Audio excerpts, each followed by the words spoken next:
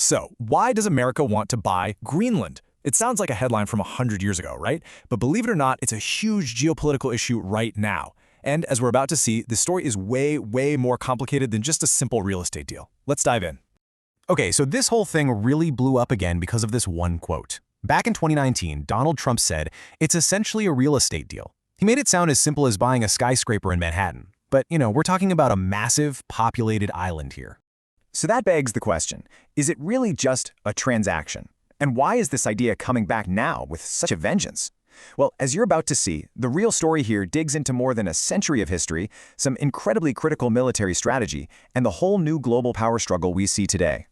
All right, so let's start with the modern push. What brought this whole topic from being a weird historical footnote to a point of serious international tension? Yeah, this wasn't just some passing thought or an off-the-cuff remark. The idea of the U.S. acquiring Greenland has been a pretty persistent theme for Donald Trump, and it's been framed as part of a much bigger policy of American expansionism. And this has escalated way beyond just talk. We're seeing actual, concrete actions here.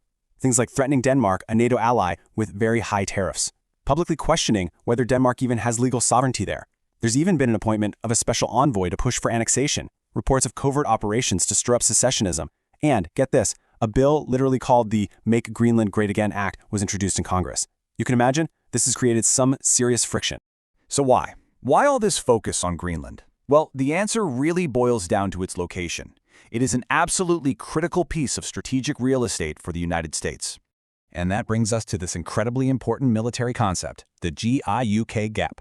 It stands for the Greenland-Iceland-UK gap.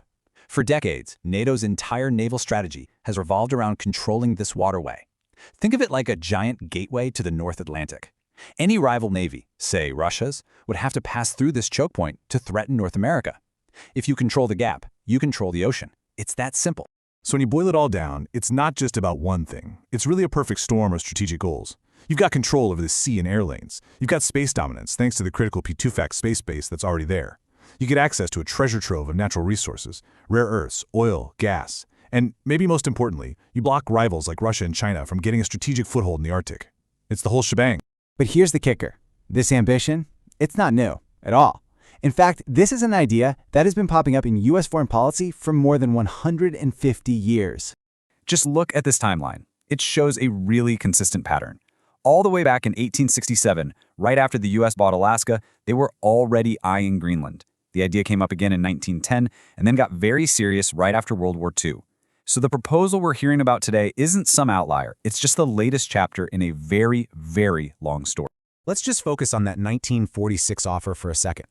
The world was just climbing out of its most destructive war ever, and the U.S. secretly put $100 million in pure gold on the table. That's over $1 billion in today's money.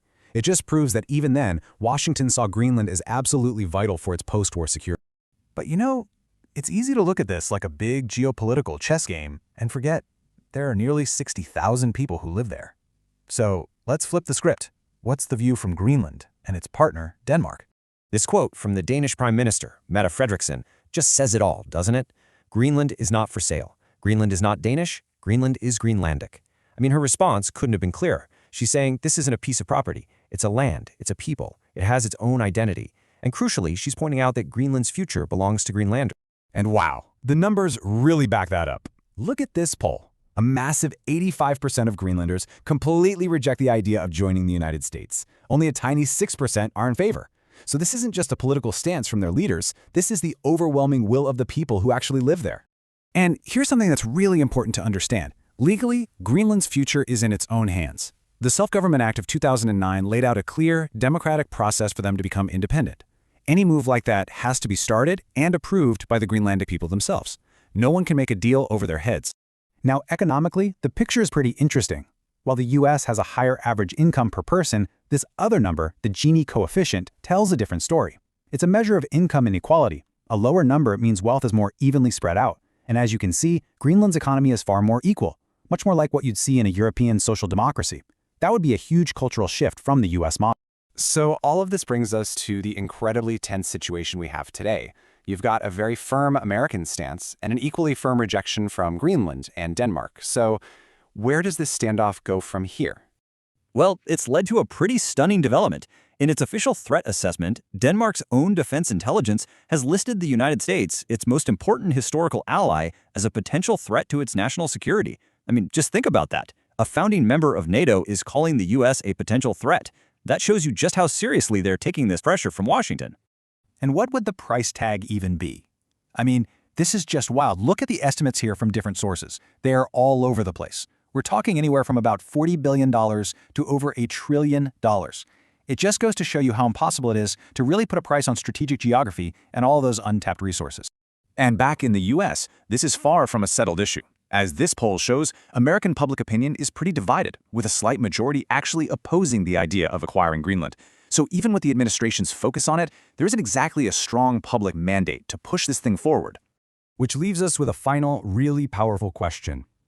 What we're witnessing here is a classic clash between a nation's right to self-determination and the raw strategic interests of a global superpower. As Greenland charts its own course, you have to wonder, will its future be shaped by its own people or by the geopolitical ambitions of others? The final chapter of this story is definitely still unwritten. Thanks for watching.